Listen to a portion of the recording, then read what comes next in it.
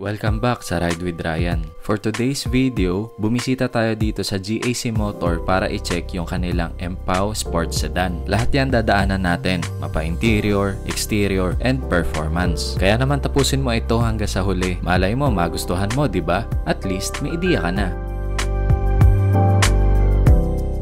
Simulan natin yan dito sa kanyang front fascia. Sa unang tingin parang may pagkakahawig ito sa Honda Civic. Well, yun lang din naman ang una kong napansin dito. Makikita yung kanyang mga sharp cuts at yung mga yellow accent na nakakadagdag sa sports looking nito. May pagka-athletic and at the same time classy yung datingan niya. Mapapansin din yung kanyang large grille na pa-vertical yung orientation nito. Tamang-tama lang yung bagsak niya para maganda yung pasok ng hangin sa kanyang engine bay.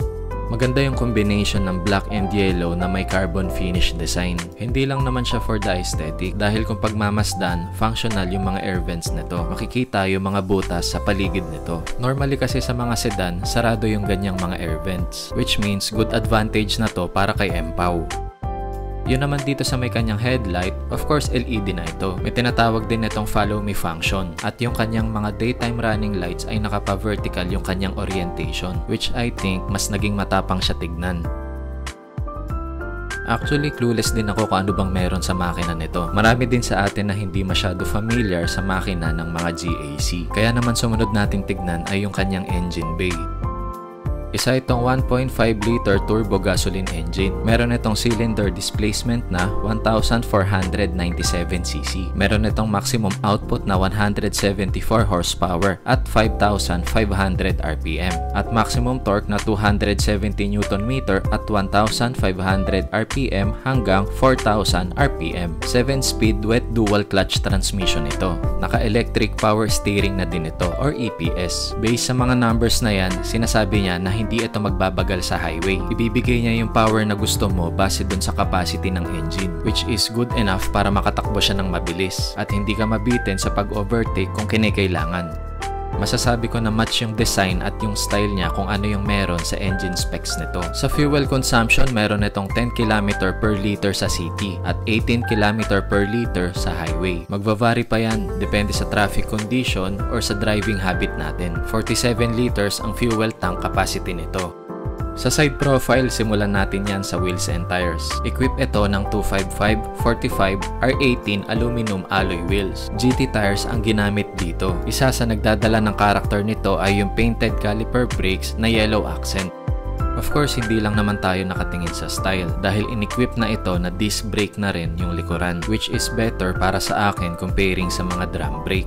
At front equip ito ng MacPherson independent suspension, while dito sa likod ay naka multi-link beam independent suspension. Balanse yung pagiging classy at sports looking nito, lalo na dito sa likod, pero sa harap masasabi ko na it's all speed. Isa sa nagdadala sa side profile ay yung kanyang side mirror dahil sa kanyang carbon fiber design at yung kanyang turn signal indicator. Of course, power folding and power adjustable na siya at naka body color na rin yung kanyang mga door handles. Sa side profile ang nagbigay talaga ng appeal dito ay yung kanyang mga character lines. Hindi lang masyado kita sa camera dahil nagre-reflect yung araw sa labas. Maganda siya kapag nakita nyo sa personal. Try mo lang pagmasdan, makikita na may pagka-wide body ang datingan nito. Sa likod ang nagdadala dito ay yung mahabang taillights at rear diffuser na carbon finish design. At para ma-maintain yung sports looking niya, equipped na ito ng quad exhaust pipe. Ang ganda ng tunog niya once na start na yung engine. Ganito naman ang itsura niya kapag nakailaw na yung brake light sa likod. Meron itong dimensions na 4,700mm in length, 1,850mm in width at 1,432mm in height, na may wheelbase na 2,736mm at ground clearance na 125mm.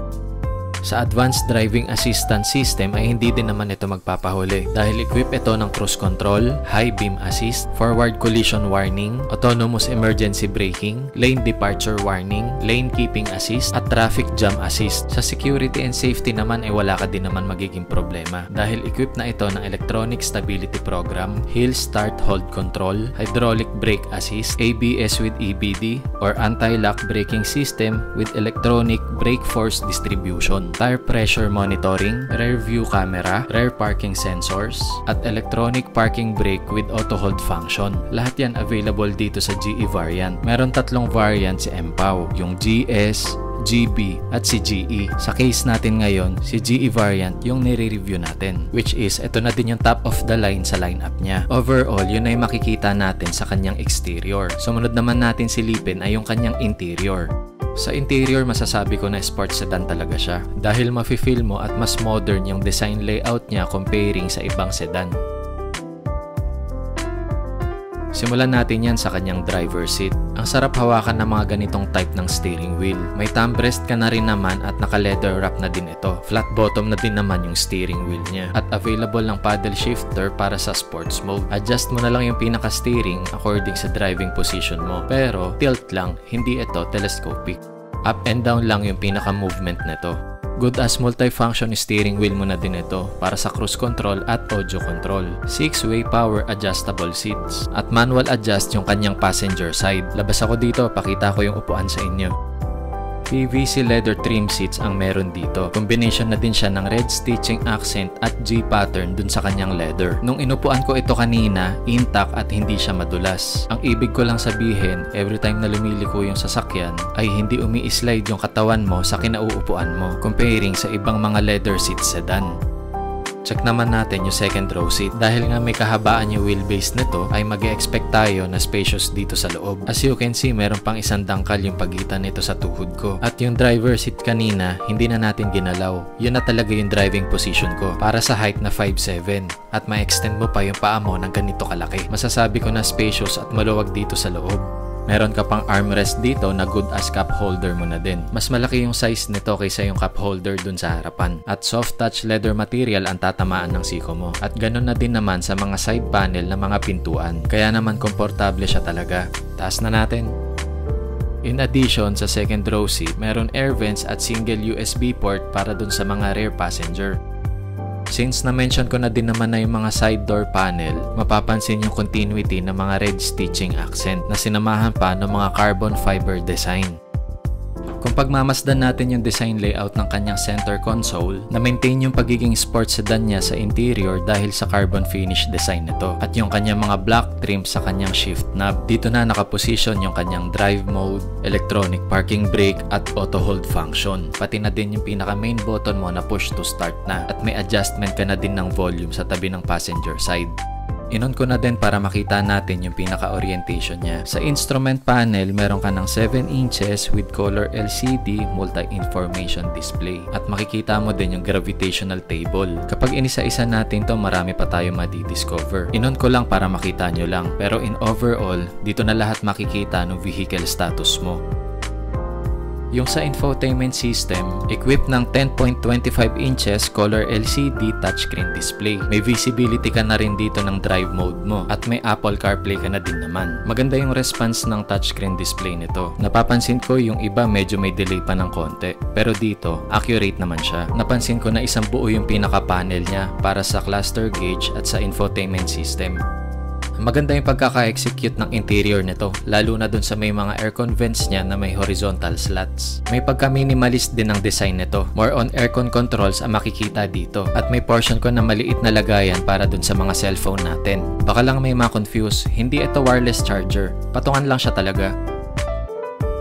Kung mabitin ka naman sa patungan, pwede mo naman siya ilagay dito sa ilalim. At the same time, meron ka pang 12-volt socket at dalawa pang USB port for charging purposes ng mga device natin.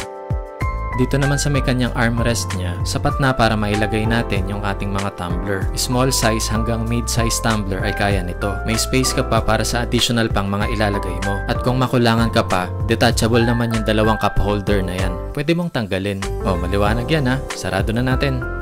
Yun naman sa may kanyang overhead, sa sun visor ay equip na din ito ng kanyang vanity mirror, both driver and passenger side. At syempre yung kanyang pinaka map light. Isa pang feature na may enjoy mo dito ay yung kanyang power sunroof. Hindi na natin dineploy yung pinaka sunroof niya. Pinakita ko lang para makita nyo lang. At ganito naman yung itsura niya sa ibabaw. Oh, maliwanag yan ha. Balik na natin. Yun naman sa pinaka glove box niya. Dahan-dahan ito bumubukas. Hindi naman ito kalakihan pero sapat lang para mailagay natin yung mga documents dito. Check naman natin yung pinaka-trunk space nito. Pwede mo siyang buksan gamit yung key fob at pwede mo rin siyang buksan gamit yung button dun sa loob. Meron itong cargo space na 375 liters. Good enough para may malagyan yung mga groceries natin. At dito nakalagay sa ilalim yung kanyang mga emergency kit, yung jack, yung wrench at yung kanyang pinaka-spare tire. Yung sa spare tire ay temporary tire lang ito. Hindi siya parehas kung ano talaga yung naka-install dito. By the way, ito pala yung presyo ng pinag-uusapan natin dito. Kung may mga additional inquiry kayo, ilalagay ko na lang sa description yung mga contact number, email address, at iba pa. Hanapin nyo lang si Miss Sandra at i-mention yung channel name natin na Ride with Ryan. O paano? Napasarap ata kwentuhan natin. Asahan kita next content ha. Thanks for watching. Bye-bye!